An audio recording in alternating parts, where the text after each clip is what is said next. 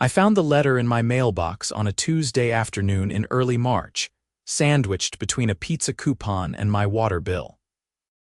The envelope was crisp, official-looking, with the Meadowbrook Estates HOA logo embossed in gold foil across the top. My stomach dropped before I even opened it. Nothing good ever came from our homeowners association, but this felt different, heavier somehow.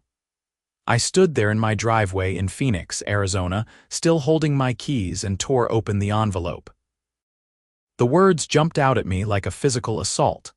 Mandatory special assessment $157,894.74 per unit, due within 90 days. My hands actually shook as I read it again. $157,000, due in 90 days. I felt the blood drain from my face. The letter was sparse on details, maddeningly so. Something about critical infrastructure repairs, emergency maintenance, unforeseen circumstances. The language was vague, almost deliberately obscure. There was no breakdown of costs, no explanation of what exactly needed this kind of astronomical funding, no mention of this ever being discussed at any board meeting I had attended. And I had attended most of them over the past 3 years since moving into this supposedly upscale planned community. I walked into my house in a daze, dropping my briefcase by the door. My phone was already ringing. It was Marcus from 3 houses down. "Did you get the letter?" His voice was tight with panic. "Just opened it. Marcus, what the hell is this?" "I have no idea, man." "Angela is freaking out. We do not have $150,000 just lying around. We just had a baby 6 months ago. This is insane." I heard his wife crying in the background. My chest tightened. "Has anyone talked to the board?" I asked. I tried calling Brenda, straight to voicemail, same with Patricia. Of course. Brenda Hutchinson was the HOA president, a woman whose entire personality seemed to revolve around her position of minor authority. She was 52, drove a white Lexus SUV with a live, laugh, love bumper sticker, and had that particular haircut that screamed middle management Karen. Patricia Donovan was her right hand, equally insufferable but with better fashion sense. "There are 190 units in this development," I said slowly, doing the math in my head. "That is almost $30 million. Marcus went quiet. "Oh my God, where is that kind of money even going?" "That is what I intend to find out." After we hung up, I read the letter again, this time more carefully. The signature at the bottom was Brenda's, along with Patricia's and the treasurer's, a guy named George Kim who mostly kept his head down and let Brenda run the show. The letter referenced a board vote taken on February 15th. I pulled up my calendar. There had been no board meeting on February 15th. The last meeting had been in January, and the next scheduled one was not until April. They had voted on a $3 million special assessment in secret. My phone buzzed continuously over the next hour. The community group chat was exploding. Everyone had gotten the same letter. Panic, anger, confusion, and disbelief poured through in rapid-fire messages. Single mothers, retirees on fixed incomes, young families who had stretched their budgets just to afford their mortgages. Everyone was in shock. I am a project manager for a construction company, not a lawyer, but I know enough about contracts and legal obligations to smell something rotten. This whole thing stank. HOAs had broad powers under Arizona law, but there were limits. There were rules. There were disclosure requirements. By evening, someone had organized an emergency meeting at the community clubhouse for Thursday night. I marked it in my calendar and started doing research. Arizona Revised Statutes, Title 33, Chapter 16 governed planned communities. I spent Wednesday night reading through the dense legal text, highlighting relevant passages. Special assessments were allowed, yes, but they required proper notice. They required disclosure of what the funds would be used for. They required transparency. For an assessment this large, I was pretty sure they needed a vote of the membership, not just the board.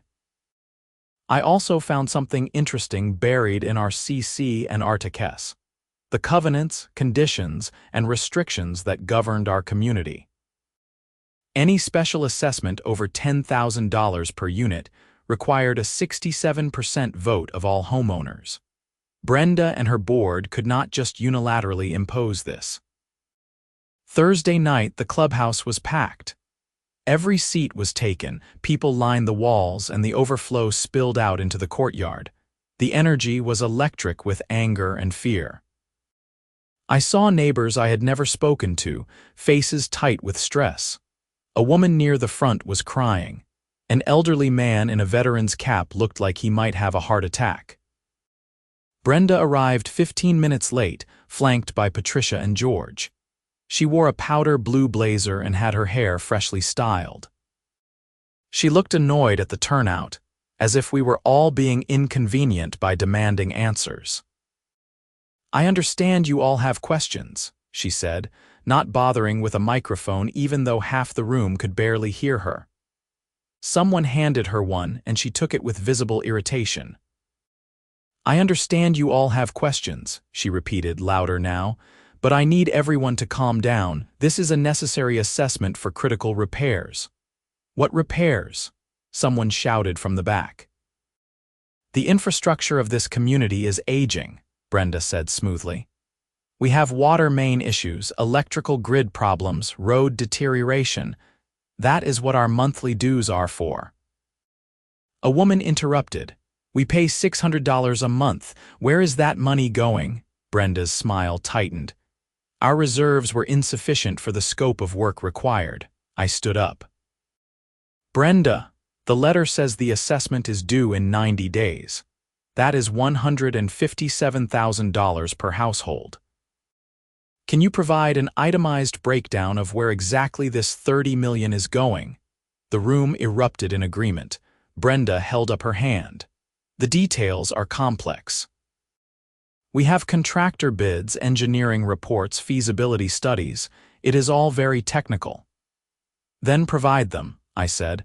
"We are entitled to see the documentation before being forced to pay." "The board has already voted. The assessment is mandatory." Patricia stepped forward, taking the microphone. She was a year or two younger than Brenda, with expensive highlights and designer glasses. "I know this is difficult, but we have a fiduciary duty to maintain this property. If these repairs are not made, property values will plummet. You should be thanking us for being proactive." That set off a fresh wave of outrage. Marcus stood up, his voice shaking. "My wife and I cannot afford this. We will have to sell our house. We will lose everything." "Then you should have planned better," Patricia said coolly. The room exploded. People were shouting, some were crying, and Brenda was banging a gavel demanding order. I felt my blood pressure skyrocketing. An older man I recognized as Bill Henderson, a retired accountant, managed to get the floor. "I have been reviewing our HOA financial statements. Our reserve fund shows $2.1 million as of last quarter. What happened to that money?" George Kim, the treasurer, looked uncomfortable. He leaned toward the microphone. "Those funds have been allocated to preliminary costs." "What preliminary costs?" Bill demanded. "Legal fees, consultant fees, administrative costs. $2 million in administrative costs." Bill's voice rose. "For what?" Brenda took back the microphone. "This meeting is getting out of hand. The assessment stands. You all have 90 days. If you cannot pay, payment plans may be available at 12% interest." 12%, someone gasped. "This is theft." Another person yelled. Brenda ignored them all. "If you fail to pay, we will be forced to place liens on your properties. We can and will foreclose if necessary. This meeting is adjourned." She walked out, just like that. Patricia and George followed, leaving nearly 200 furious, terrified homeowners in their wake. I did not sleep that night. I kept running the numbers, reading the statutes, reviewing our HOA documents. Something was very wrong here.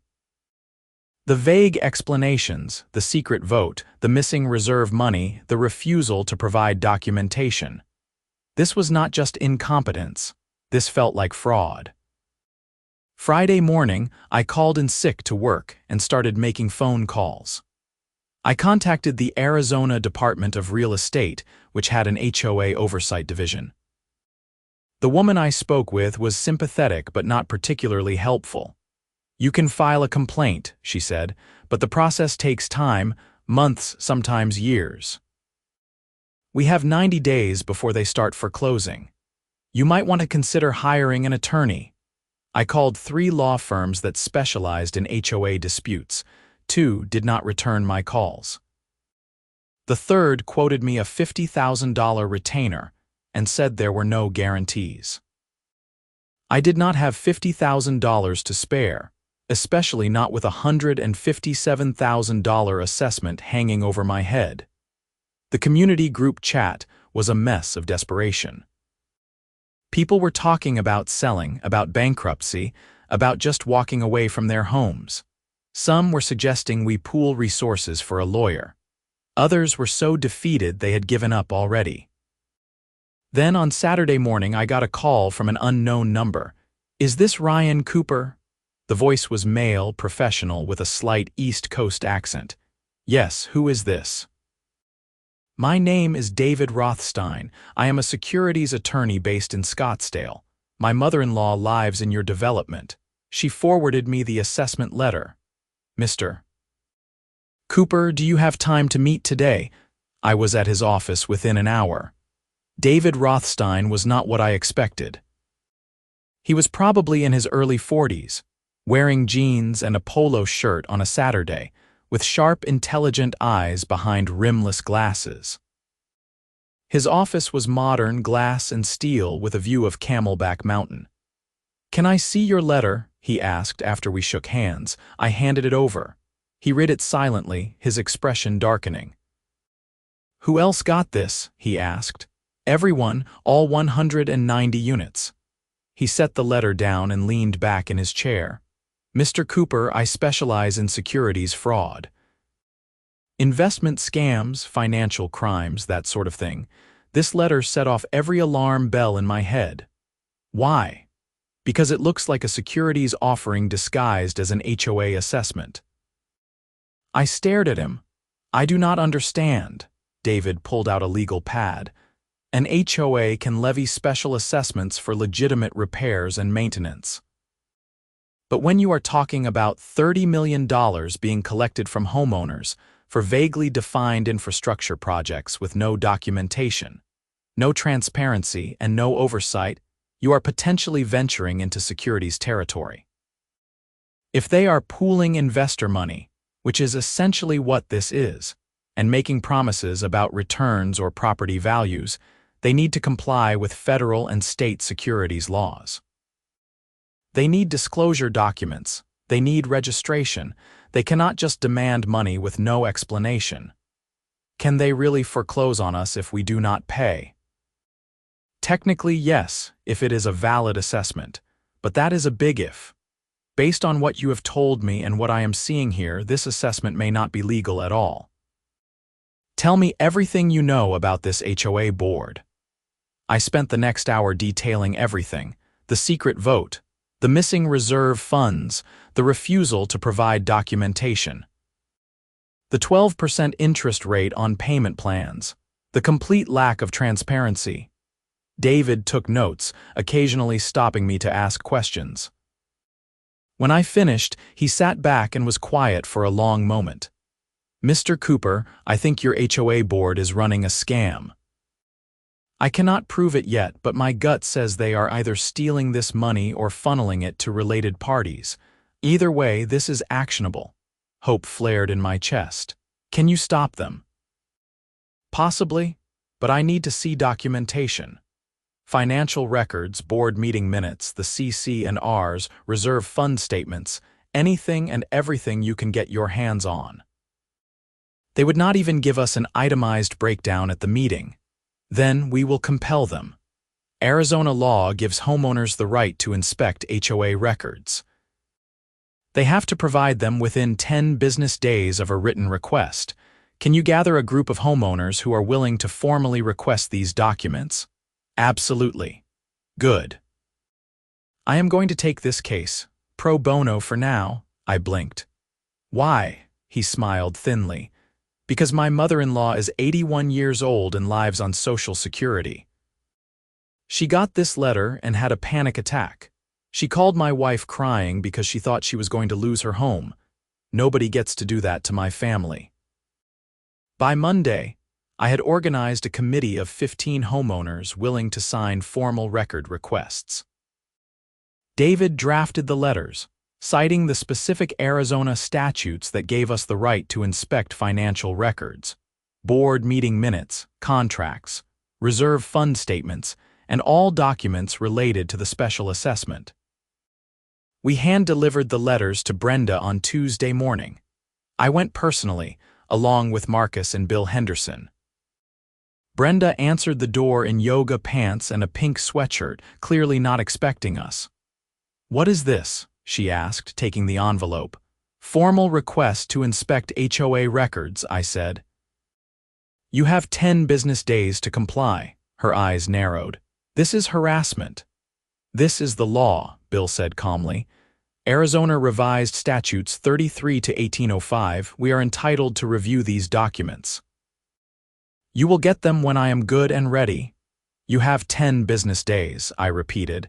"If you fail to comply, we will file a legal complaint." She slammed the door in our faces. 10 business days passed. We got nothing. Not a single document, not even an acknowledgement. David filed a complaint with the Arizona Department of Real Estate and drafted a petition for injunctive relief in Maricopa County Superior Court. "We are asking the court to halt the special assessment until the HOA provides full financial disclosure," he explained to our group. By now, our committee had grown to 40 homeowners. We met in Bill Henderson's spacious living room, which was bigger than the clubhouse and came without the risk of Brenda kicking us out. "What are our chances?" Marcus asked. "Good. The law is clearly on our side regarding the disclosure requirements. The question is whether we can prove fraud or get the assessment invalidated entirely." "How do we prove fraud without access to the records?" someone asked. David smiled. "We subpoena them as part of the lawsuit. They can ignore our requests, but they cannot ignore a court order." The petition was filed on Thursday.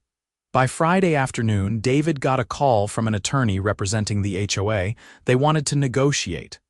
"They are scared," David told me over the phone. "They know they screwed up. Their lawyer is trying to minimize the damage. What do they want? They are offering to provide some records and extend the payment deadline to 6 months. That is not good enough." "I agree. I told them we want everything, full financial disclosure, an independent audit, and a full membership vote on the assessment. Plus reimbursement of our legal fees." "What did they say?" "They will get back to me." They got back to him with a counter-lawsuit. The HOA, through their attorney, filed a complaint against me personally, along with Marcus, Bill, and David, claiming we were disrupting the community, harassing board members, and interfering with the HOA's legal authority. They sought a restraining order and damages of $500,000. It was pure intimidation. David called it a slap suit, a strategic lawsuit against public participation designed to silence critics through expensive litigation. "Do not worry," he said. "Arizona has strong anti-slap protections. We will get this dismissed and they will end up paying our legal fees, but it shows how desperate they are." The court hearing on our injunction was scheduled for early April. In the meantime, the April board meeting finally arrived. It was mandatory for the board to hold quarterly meetings, and they could not cancel without violating the bylaws. The turnout was even larger than the emergency meeting. The clubhouse could not hold everyone, so they moved it to the community's outdoor amphitheater. It was a warm Arizona evening, the sky painted in shades of orange and pink as the sun set over the desert hills surrounding our development. Brenda looked rattled. Patricia was not there, which people noticed immediately. George Kim sat at the board table looking like he wanted to disappear. "Where is Patricia?" someone demanded during the public comment period. "She resigned from the board," Brenda said tightly. Murmurs rippled through the crowd. That was interesting. Bill Henderson had the floor. "Brenda, it has been over 20 business days since we submitted our records request. You are in violation of Arizona law. Where are our documents?" "Our attorney has advised us not to release anything while there is pending litigation." "Your attorney is wrong," David said, standing up. He had come as my guest. "The litigation does not supersede the statutory requirement to provide records to homeowners. Your failure to comply is a separate violation." Brenda glared at him. "Who are you?" "David Rothstein. I am representing Mr. Cooper and several other homeowners in this matter. And I am here to inform you that if those records are not provided by end of business Friday, we will be seeking contempt charges and daily fines. You cannot threaten me. That is not a threat. That is a legal fact." The meeting devolved from there. Homeowners demanded answers. Brenda deflected. George Kim said almost nothing. Finally, someone made a motion to hold a vote of no confidence in the board. The motion was seconded immediately. Brenda tried to shut it down. "That is not on the agenda." "Any homeowner can make a motion during a board meeting," Bill said. "That is in our bylaws, Section 12, Paragraph 3. Brenda looked at George for support. He just shrugged helplessly. The vote was called. Of the approximately 200 homeowners present or represented by proxy, 187 voted in favor of removing the board. It was overwhelming. "This vote is not binding," Brenda said, her voice shaking with anger or fear or both. "The board serves fixed terms." "Actually, under Arizona law and our bylaws, a 2/3 vote of the membership can recall the board at any time," David said calmly. "You have just been removed from your position. Effective immediately." Brenda's face went pale, then red. "This is not over. You people have no idea what you are doing. This community needs that assessment money. When everything falls apart, it will be on your heads." She grabbed her purse and stormed out. George Kim stayed behind, looking relieved. "I never wanted any of this," he said quietly to those of us who remained after most of the crowd had dispersed. Brenda said it was all legal. She had lawyers, consultants, all these professional people telling her what to do. I just signed what she put in front of me. "Where is Patricia?" Bill asked. George hesitated. "She left town." "Last week. Said she was visiting family in California, but I think she is hiding." "Hiding from what?" I asked. "From whatever happens when people find out where the money went." David stepped forward. "George, if you cooperate with us, tell us everything you know, I can probably keep you out of serious trouble. But if you obstruct this investigation, you are going down with Brenda and Patricia." George looked at the ground, then he nodded. "Okay, but you are not going to believe this." We moved inside to a private meeting room. George, David, Bill, Marcus, and I sat around a table. George pulled out his phone and started pulling up documents. About 8 months ago, Brenda came to a board meeting with this guy, Devin somebody. He was a developer, real estate investor, very smooth talking. He had this whole presentation about redeveloping parts of the community, turning the golf course into luxury condos, building a resort-style amenity center, really upscaling everything. "We do not have a golf course," I said. "Exactly. That is what I said. But Devin said we could buy the adjacent land from the county. It is undeveloped scrubland right now. He said if we could raise the capital, he would handle everything. We would all see huge returns. Our property values would double." David was taking notes. "Go on." Brenda was obsessed with this idea. She kept talking about her legacy, about making Meadowbrook Estates the premier community in Phoenix. Patricia was on board too. They started having secret meetings with Devin and his people. I was not invited to most of them. They would just tell me after the fact what was decided. "What about the reserve funds?" Bill asked. "Where did $2 million go?" George winced. "They paid it to Devin's company as an option fee to secure the land deal and get preliminary planning started. I told them we needed membership approval for something that large. Brenda said it was an emergency expenditure to prevent losing the opportunity." "That is embezzlement," David said flatly. "I know. I know that now." But Brenda kept saying it was all legal, that the HOA board had broad discretionary authority, that we were acting in the best interests of the community. "And the special assessment?" I asked. "That was supposed to raise the rest of the capital for Devin's project. $30 million would be enough to buy the land, build the amenities, everything. Devin promised everyone would see returns within 3 years. He had projections, spreadsheets, the whole thing." David sat back. "So this was not about infrastructure repairs at all. This was an investment scheme." "Yes. And did any of you conduct due diligence on this Devin character, check his background, verify his credentials, confirm the land was actually available?" George looked miserable. Brenda said she had. She said she had lawyers vet everything. "What lawyers?" "I do not know. She never gave me names." David exchanged a look with me. "George, I need you to give me everything you have. Every email, every document, every text message, and I need the full name and contact information for this Devin person. Devin Kincaid. His company is called Prestige Development Partners." David wrote it down. "You are going to cooperate fully with our investigation, and you are going to prepare to testify if this goes to trial." "Understood," George nodded miserably.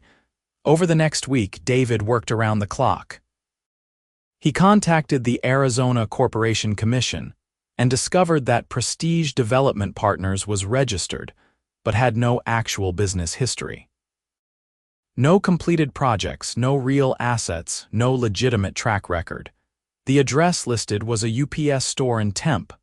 Devin Kincaid had a history, though. David found civil judgments against him in California and Nevada for fraud, breach of contract, and deceptive business practices. He had run similar scams before, convincing community boards and small investors to pour money into development projects that never materialized. "This guy is a professional con artist," David told our group at an emergency meeting, "and Brenda led him right to $30 million in potential victim money." Did Brenda know? Someone asked, was she in on the scam or was she conned too? That is the key question. If she was a victim of his fraud, she is just negligent and incompetent. If she was a willing participant, she is a co-conspirator. Either way, she violated her fiduciary duty to the HOA. Bill had been doing his own digging. I got into the HOA bank records. It was not easy, but the new interim board gave me access. That $2 million payment to Prestige Development Partners, it was not the only one. There have been smaller payments over the past 6 months. Consulting fees, planning fees, legal fees. All told, $2.8 million has gone out to Devin's company or companies he controls. "That is our entire reserve fund," someone said, horrified. "Plus some of the operating budget," Bill confirmed. "We are essentially insolvent. If there is any real emergency repair needed, we have no money for it." David stood up. "Here is where we are. We have evidence of massive financial mismanagement at minimum and quite possibly fraud. We need to report this to the authorities. I am talking about the FBI." The room went quiet. "The FBI." Marcus said, "This crosses the threshold for federal wire fraud. They used electronic transfers to move money across state lines for a fraudulent purpose. The FBI has a white-collar crime division that handles exactly these kinds of cases. Plus, If we can get federal authorities involved, they have resources we do not. They can track Devin down, seize assets, potentially recover some of the money. What about Brenda and Patricia? I asked. They will be investigated too. If they knowingly participated in the fraud, they will face criminal charges. If they were just grossly negligent, they will face civil liability at minimum. Bill raised his hand. I move that we authorize David to report this to the appropriate federal authorities. Second, someone called out immediately. The vote was unanimous. David filed a complaint with the FBI's Phoenix field office the next day. He also reported it to the Arizona Attorney General's office, the Securities and Exchange Commission, and every other relevant authority he could think of. While we waited for the federal investigation to ramp up, our court hearing on the injunction arrived. Judge Martha Chen presided. She was a no-nonsense jurist in her 60s, with a reputation for being smart and fair. The HOA's attorney, a nervous man named Roger Pelham, tried to argue that the assessment was valid and necessary. David calmly presented evidence that it was based on a fraudulent investment scheme, that no legitimate infrastructure repairs had ever been planned, and that the board had violated numerous disclosure requirements. Judge Chen read through the documents with a deepening frown. "Mr. Pelham, where is your client?" she asked. "Mrs. Hutchinson was unable to attend today, Your Honor." "I see. And does she have any evidence to present that contradicts these allegations?" "We deny any wrongdoing, Your Honor. The board acted in good faith." "Good faith?" Judge Chen looked up sharply. "Your client took nearly $3 million from the HOA's reserves and gave it to a company that appears to be a shell corporation run by a man with multiple fraud judgments against him. Then she tried to collect $30 million more from homeowners without any disclosure of what the money was actually for. Mr. Pelham, where I come from, we call that theft." Roger Pelham stammered through a response. Judge Chen cut him off. "I am granting the injunction. The special assessment is hereby suspended pending a full investigation. Furthermore, I am ordering the HOA to provide complete financial records to the homeowners' representatives within 48 hours. Any further failure to comply will result in contempt sanctions." This is not a difficult decision. We won. Not the whole war, but a major battle. The assessment was dead. We could not be forced to pay. The relief in the community was palpable. People who had been planning to declare bankruptcy or walk away from their homes could breathe again. But we still had to deal with the missing money and hold the responsible parties accountable. The FBI investigation moved faster than I expected. 2 agents came to interview me, Marcus, Bill, and several other homeowners. They were professional and thorough. They asked detailed questions about Brenda, Patricia, George, and Devin Kincaid. They also got search warrants. In late April, federal agents raided Brenda's house at 6 in the morning. They took boxes of documents, computers, phones, everything. Neighbors watched in shock as the HOA president was led away in handcuffs. Patricia was arrested 2 days later in San Diego. She had been staying with her sister, apparently hoping the whole thing would blow over. It did not.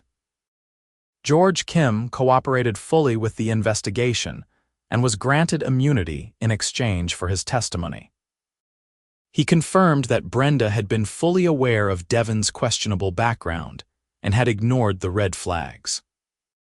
She had been so enamored with the idea of the development project that she convinced herself it was legitimate.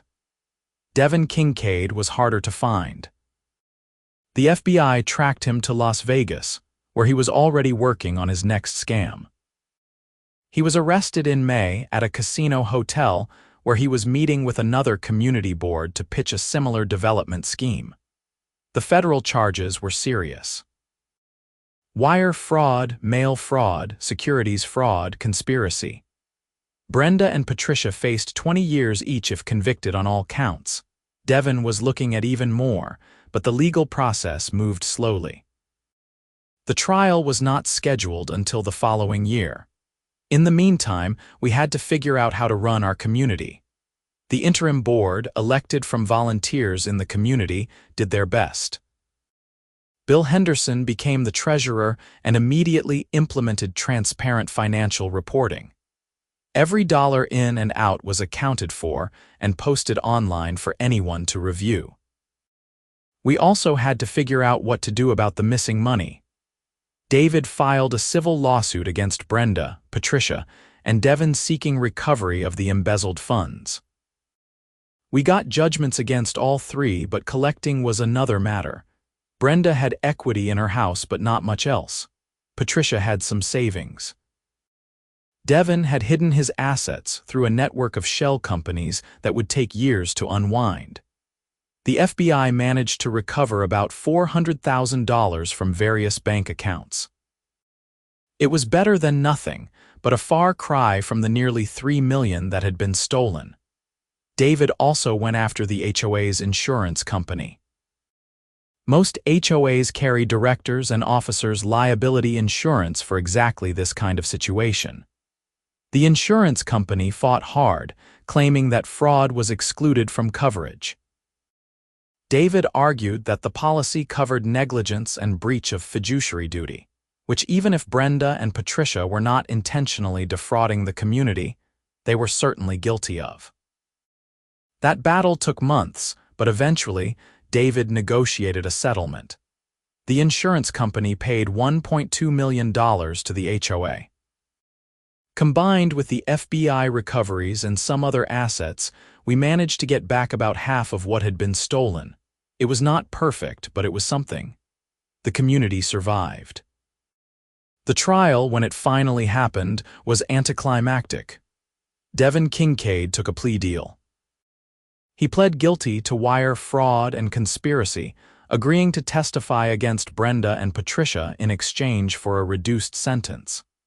He got 8 years in federal prison. Brenda and Patricia went to trial. The evidence against them was overwhelming. George testified. Devin testified. The financial records spoke for themselves. The jury deliberated for less than 4 hours, guilty on all counts. Brenda was sentenced to 12 years in federal prison. Patricia got 10. Both were ordered to pay restitution, though everyone knew we would likely never see most of that money. I attended the sentencing hearing. Brenda did not look like a Karen anymore. She looked small, defeated, wearing a prison jumpsuit with her hair unstyled. She cried when the judge handed down the sentence. Patricia was stoic, accepting her fate without visible emotion.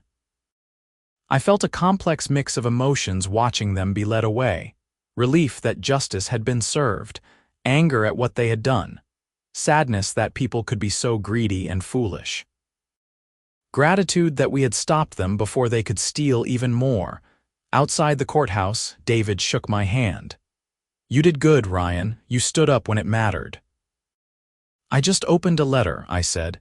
"You did more than that. You organized the community. You fought back.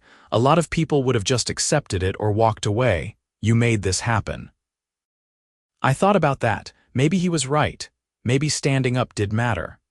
Life in Meadowbrook Estates slowly returned to normal, or at least a new version of normal. We had new board members who were committed to transparency and accountability. We implemented new rules requiring multiple bids for any project over $10,000, mandatory membership votes for special assessments over $5,000 per unit, and monthly financial reporting. We also banned any board member from serving more than 2 consecutive terms. No more little kingdoms, no more Brendas. The HOA dues stayed at $600 a month, which was enough to rebuild our reserves slowly. There was no luxury development, no resort-style amenity center. Just a regular planned community with regular people living regular lives. And honestly, that was fine with me. Marcus and Angela were able to keep their house. Their daughter took her first steps in their backyard that summer. Bill Henderson became a permanent fixture on the board, keeping a watchful eye on every penny. The elderly woman in the veteran's cap that I had seen crying at the first meeting turned out to be a retired nurse named Dorothy. She baked me cookies to say thank you. David Rothstein became a friend. His mother-in-law stayed in her home, and he and his family came over for dinner a few times.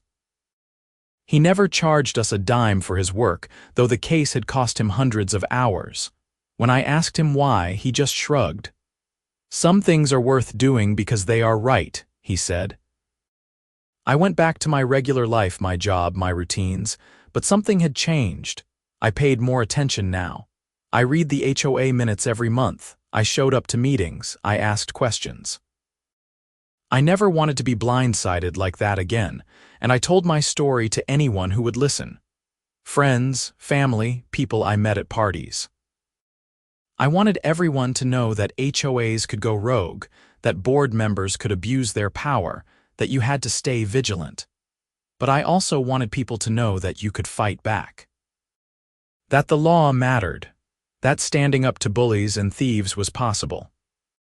2 years after that letter showed up in my mailbox, I was sitting on my back patio on a warm Phoenix evening, drinking a beer and watching the sunset. My phone buzzed with a message from the community group chat.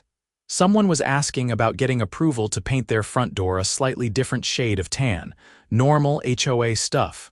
Boring, mundane. Exactly as it should be. I smiled and took another sip of beer. I thought about that letter sometimes. About that moment when I stood in my driveway and felt my world tilt sideways. About the panic and the fear and the anger. About discovering that the people who were supposed to protect the community were robbing it blind. I thought about Brenda in her powder blue blazer, so certain of her authority. About Patricia with her designer glasses, telling Marcus he should have planned better. About Devin Kincaid with his slick presentations and empty promises. They had bet that we would not fight back, that we would be too scared, too busy, too apathetic to challenge them. They had bet wrong. The thing about HOAs is that they only have as much power as we give them. The boards work for the homeowners, not the other way around. It is easy to forget that. It is easy to just pay your dues and assume someone else is handling things properly. But sometimes, you have to actually look at what is happening. You have to ask questions. You have to demand accountability. And if things are really wrong, you have to be willing to fight. That is what I learned from all of this. Not that HOAs are evil, though some certainly can be. Not that you should never trust anyone, though skepticism is healthy. But that communities are what we make them. That standing up matters. That ordinary people can beat powerful interests if they work together and refuse to give up. The criminal trials were over. The money that could be recovered had been recovered. The bad guys were in prison. Life moved on, but I kept that letter. I saved it in a file folder in my office. Every now and then, I would take it out and read it again. Mandatory special assessment $157,894.74 per unit, due within 90 days. It still made my stomach drop, even knowing how the story ended. That letter represented everything that could go wrong when people with a little power decided to abuse it. But it also represented the beginning of a fight that we won. A reminder that justice, though slow and imperfect, was still possible. I heard later that Brenda's husband divorced her while she was awaiting trial. He had apparently known nothing about what she was doing. Her daughter stopped speaking to her. She lost everything: her freedom, her family, her reputation. Patricia's story was similar. Her sister, who had harbored her in San Diego, cut ties after the conviction. Whatever life she had built was destroyed. Part of me felt bad for them. They were not career criminals.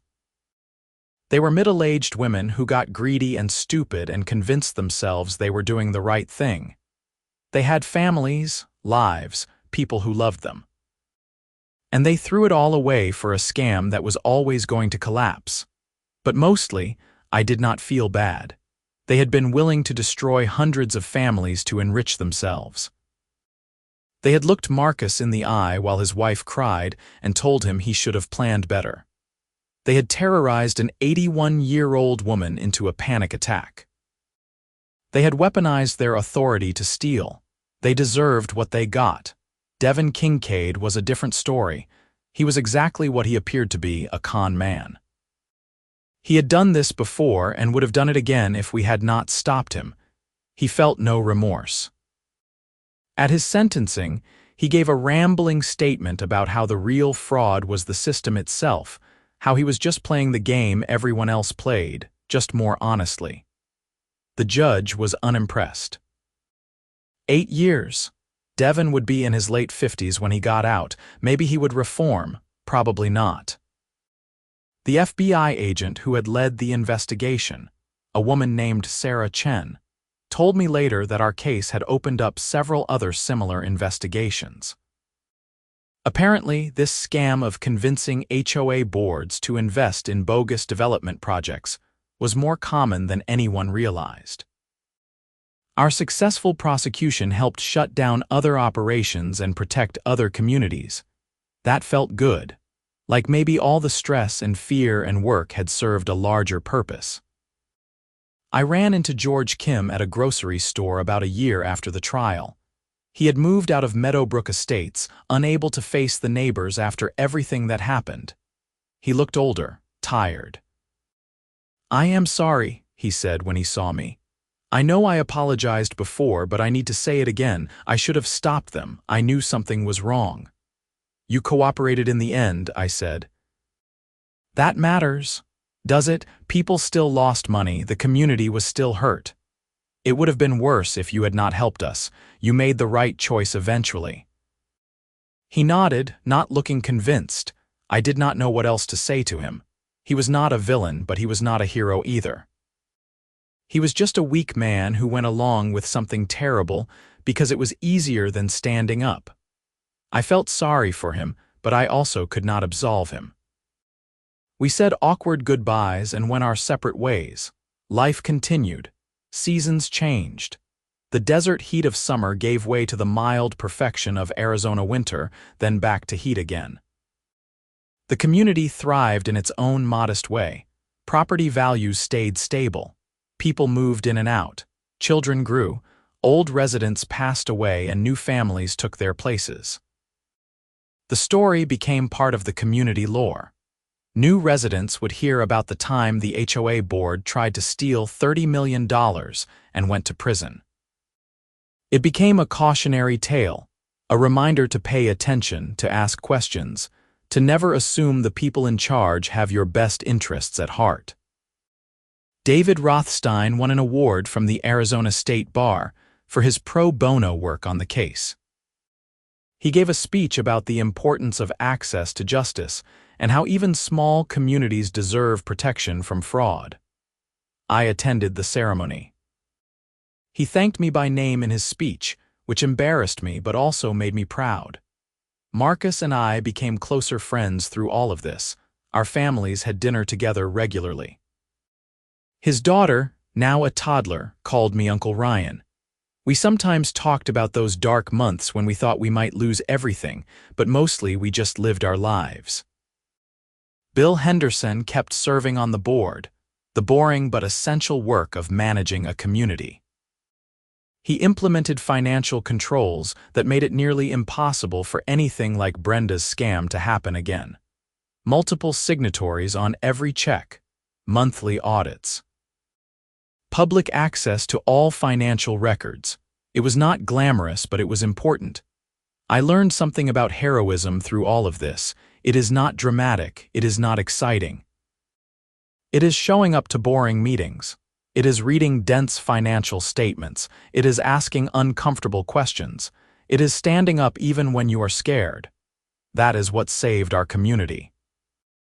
Not any one person, but a bunch of regular people deciding they were not going to be victims.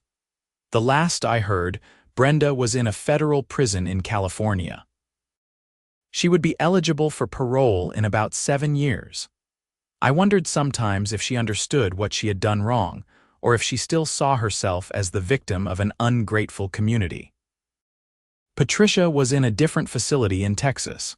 She kept her head down and stayed out of trouble, according to public records. She would get out sooner than Brenda. Devin Kincaid was in a federal prison in Nevada. He would be behind bars for a while longer, and we were here in our homes, living our lives, grateful for the bullet we had dodged. I still got annoyed at HOA stuff sometimes. The rules about trash cans, the restrictions on paint colors, the constant reminders about pool hours and parking regulations.